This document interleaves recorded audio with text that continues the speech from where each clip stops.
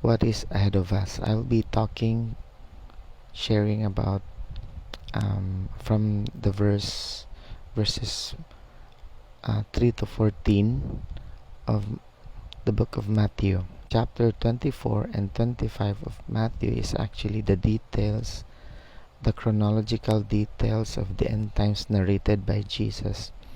And chapter 25 is actually the preparation. And in this chapter na itulog ka parables, the parable of the 10 virgins, talents, and the sheep and the goat. So we're not gonna go into chapter 25 because I wanna make this video short. Now, the end time signs. Let's start reading using the King James Version. Okay, so to save time, I want you to read 3 to 14, verses 3 to 14 on your own, okay? And I'm just gonna focus on some verses here. So these verses are actually verses that will lead to the tribulation period, okay? When the four apostles approached Jesus, okay, they asked one question. Tell us, when shall these things be, and what shall be the sign? So they're looking for sign of the second coming, and the end of the age. There is a easy to read version. Ingon din verse 3 here. Tell us when these things will happen, what will happen to prepare us for the coming of the end time. I like that version. Okay, to prepare us. So the purpose of the signs is to prepare us. Now, dako kay nga problema if you don't know how to interpret the sign, because if you don't know how to interpret the signs, maglisod ka o prepare, you won't know how to prepare. Now, let me just give you an illustration, okay? Right here, I have traffic signs. I'm sure all of you knows what the red light means. It means stop. The yellow light here, when that lights up, it means ready, get ready. And then the green light means go. Now, if you don't know how to interpret these lights, you could harm yourself. If you're a driver, you could harm others, you could harm yourself, or worse, you can get somebody else killed, or you can get yourself killed. So it's very, very important to understand these signs.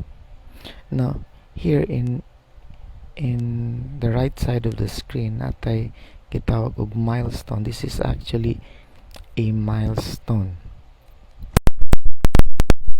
Daghan wala kasabot ani, but if you understand this is actually an old version of the GPS.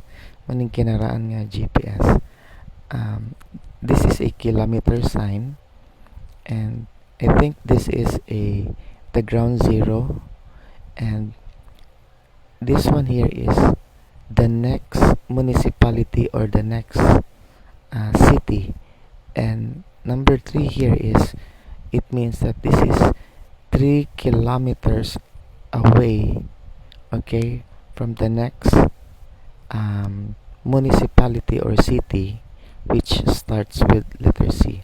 Now, wa ko kabaloon sa ning lugar, okay? So if this is Cagayan de Oro, usually kung si Cagayan de Oro, it says CDO. Okay? So if you understand this, you would know how far or how near you are to the next municipality or city. In the same way, if we understand the end times, if we study the signs and the times, we would know how near or how far we are, and then we can prepare. And like I said, if you don't know how to interpret the signs, it could harm us, or worse, it could harm others. So let's continue. Okay. Nation rise against nation, and kingdom against kingdom, and there will be famines, pestilences, and earthquakes. Now, I keep saying this, okay? Last January of 2020, verse 7 happened in one day. I've never seen a multiple of Bible prophecies happening in one day. Verse 7 happened in one day in January 2020. Famines, pandemics, earthquakes, volcanic eruptions, locusts, all these things happened in one day.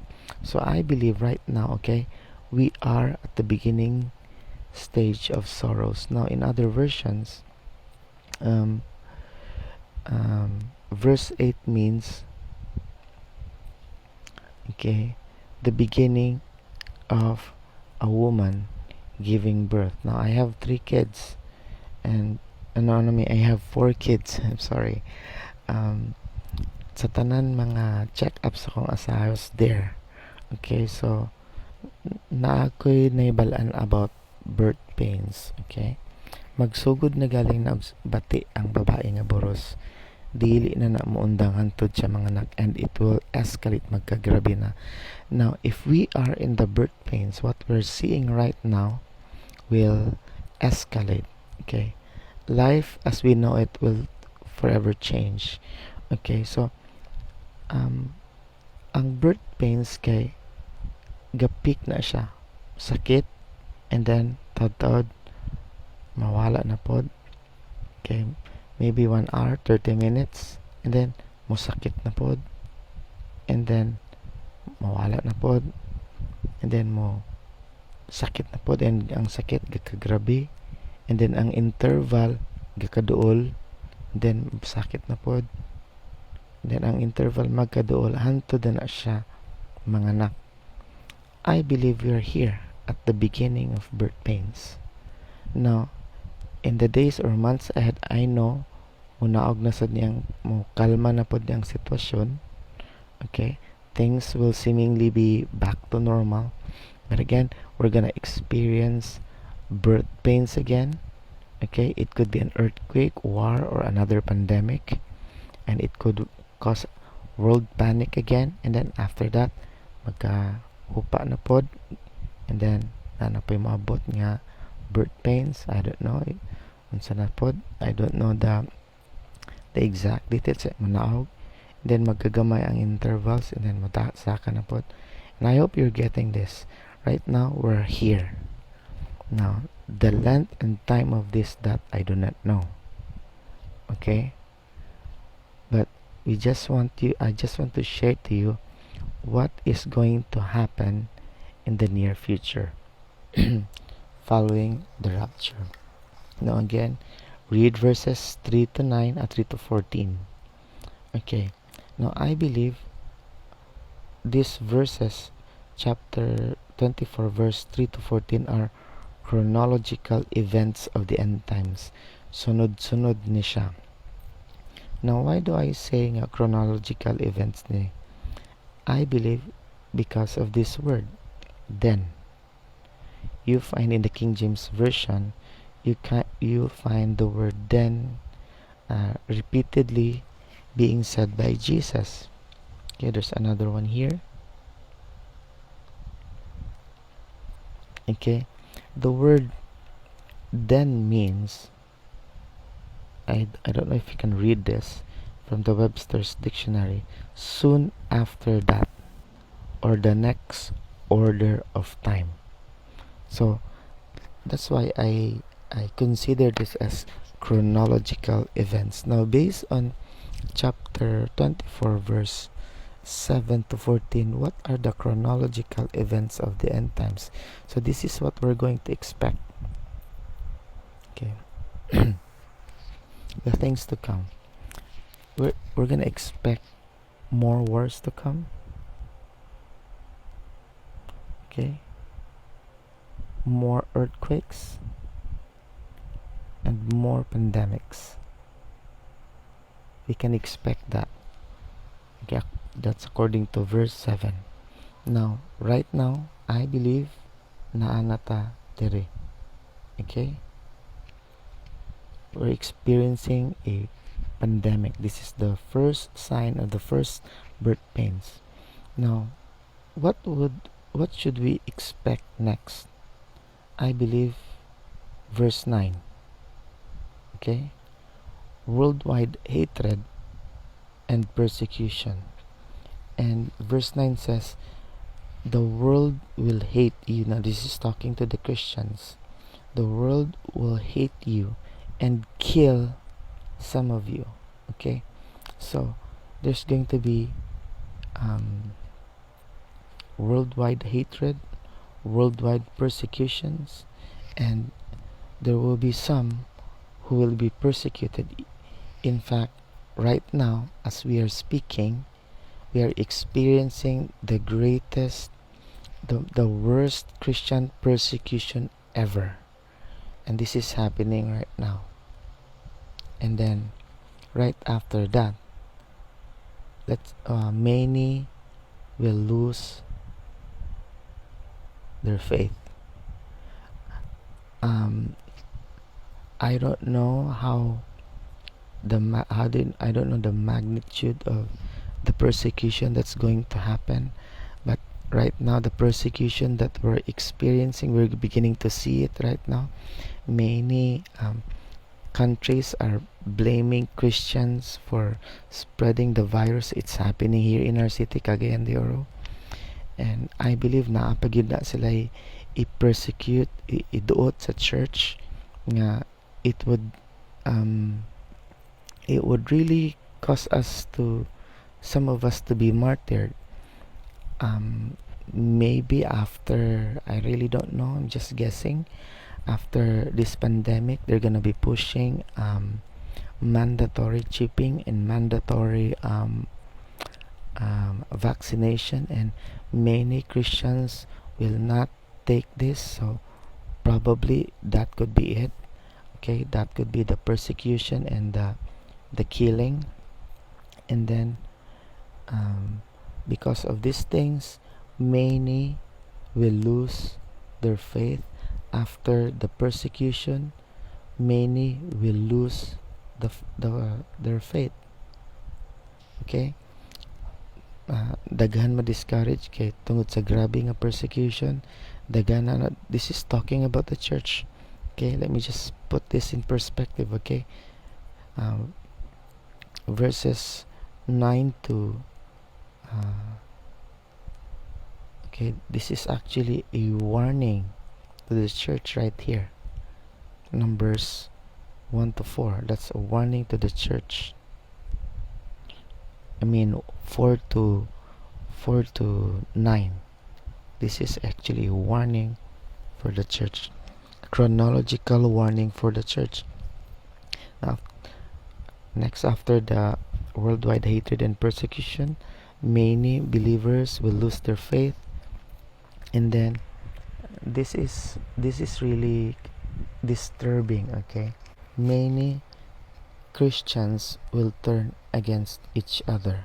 Many will be offended against another Christian, and many will betray. In the King James Version, many will betray each other. Okay, this is talking about the Christians. So we are going to expect, after believers will lose their faith because of the persecution, we're gonna expect a great division in the church. Now, right now, we're experiencing a division in the church. Now, the Bible says that we are going to expect a great division that would really divide the church to the point that we're gonna be betraying one another. Now, I don't know how this will go, but in the near future, maybe there's going to be may tabo sa simbahan nga mukos o grabe nga lalis. I don't know if that would be political. I don't know if that would be doctrinal, but this division would really polarize the church. Some will believe another thing, and some will believe the opposite thing, and it will cause so much division in the church. Now, right now, there's a lot of things that's causing division in the church, like politics and doctrines. But I believe there's going to be a coming issue. It could be political, worldwide, it could be doctrinal, I don't know. But again, like I said, it will cause such division in the church that would cause so much offense, and to the point of betrayal. Okay, betrayal towards other Christians. And after the great division and separation in the church, okay, this is like, I think si David Wilkerson nag-iingon, there's a civil war coming upon the church. I think this is what he saw. This is what he was talking about. And after that, many more false prophets will arise. What a perfect time for false prophets to arise. Right now, there are already false prophets, but many more false prophets will arise, and they will teach divisive and deceptive doctrines in the church. This is a perfect time for false prophets to arise, because the church is so weak, the church is persecuted, the morale is down, many are losing their faith. Okay, and there's such a great deception, and these false prophets will introduce deceptive, divisive teachings in the church, and sadly, okay, unfortunately, many will be deceived. That's why when the apostles asked Jesus what will be the signs, the first answer of Jesus is to be careful that we will not be deceived. Verse 7 and 8, the wars, the earthquakes, Jesus said, don't fear these things. But what Jesus concerns the most is the deception that is coming upon the church. And this is the things that we should watch for. Now, after many will be deceived because of these false prophets, I believe these false prophets are going to teach something that would prepare the rise of the Antichrist. And because of these things that's going on, the love of many will grow cold because of the increase of wickedness. Now, like I said, verses 4 to 8 is talking about the church. So this increase of wickedness that's talking about, that Jesus is talking about here, is not an increase of wickedness in the world, but an increase of wickedness in the church. That's why many, the love of many will grow cold. So this is very disturbing, okay? Very, very disturbing for the church. And Jesus made this very clear, okay? So that we, the church, could prepare. And we need to prepare for this. Now, I want to make this clear, okay? This is a warning by Jesus himself for the church. We are not to fear the wars. We are not to fear the earthquakes. We are not to fear the pandemics. Jesus said that in verse 6. But what concerns Jesus so much is what is going to happen within the church. Persecution. Many will fall away, will lose their faith. Many will hate each other, betray each other, and be offended. False prophets will deceive many, and the love of many will grow cold because of the increase of wickedness. Now, what's this wickedness in the church? I believe there's going to be an increase of immorality in the church. There's going to be leaders will be exposed of greed, and there's going to be idolatry in the heart, and then the Lord is just going to expose many sins in the church. And because of the exposure, The love of many will grow cold. I believe this is what Jesus was talking about in Matthew 25, the separation of the sheep and the goat. Okay, I believe number 4 to number 9 is actually a separation, a distinction between the true Christians and the false, or those who are not really sincere.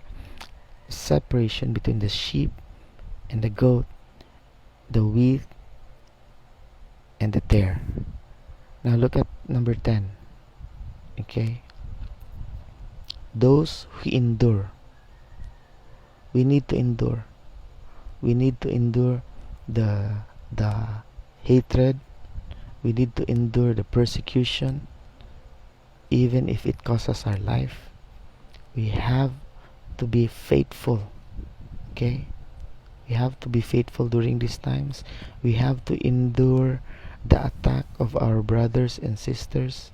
Okay, we must not be overwhelmed by offense and hatred. We must not be deceived, okay, by the teachings of the false prophets. And we must endure the temptation. There's going to be hell is going to be released to tempt the church, and we have to endure the onslaught of the enemy in these coming days. We have to endure these things, okay. And number 10 verse 13, it says here, those who endure will be saved. And I believe this will be the remnants. Okay, verse 13 will be the remnants. And those who have been faithful and those who will endure, they will be the ones who will, let me just clean this up. Number 11, the kingdom gospel will be preached, will be demonstrated. Demonstration of the power. I believe verse 14 is talking about the greatest revival in church history, the greatest harvest, the last harvest. And the key players of this are those who have endured, those who have been separated, okay, those who have endured persecution, those who have remained faithful, those who have not been offended. By the way, some Christians will be offended by they will be offended to God. They will not just be offended with one another, but some will be offended by God. And some those who have I mean these people who have endured these are the ones who have not been deceived, and these are the ones who have endured or went through temptation, and they did not yield to temptation. Okay, I hope you are getting this. Now look at the Passion Translation of verse 14. Yet through it all, this joyful assurance of the realm of heaven's kingdom will be proclaimed all over the world, providing every nation with a demonstration of the reality of God. I believe those who will endure will demonstrate the reality of God. And this demonstration of the reality of God, of those who remain faithful through it all, okay, they will reap the greatest harvest of all time. And then look at this, the last sentence here. And after this, the end of this age will arrive. Does that sound the rapture to you? The end of this age. I believe, okay, this is what's coming. And when the rapture takes place, the next verses, okay, chapter 24 verse 15 onwards, it's talking about the 7-year tribulation period. Okay, so I hope you got this. This is what's ahead of us. Okay, let me repeat. Okay. We will expect more wars. we will expect more earthquakes. Mukalma ni kajut, and then nanapoy birth pains. Then we can expect persecution. I believe this is what's coming next. Worldwide hatred and worldwide persecution. And then after that, daghan o backslide. Many will lose their faith. And then many will be offended. More false prophets will come. And many will be deceived because of these false prophets. There's going to be an increase of wickedness within the church. But we have to endure all these things. We have to endure all these things. And then those who will endure will be the key players in demonstrating the reality of God's power, and this will usher the greatest harvest in church history, and then the end of the age will come, the rapture. I hope you got this. Let's prepare. God bless you.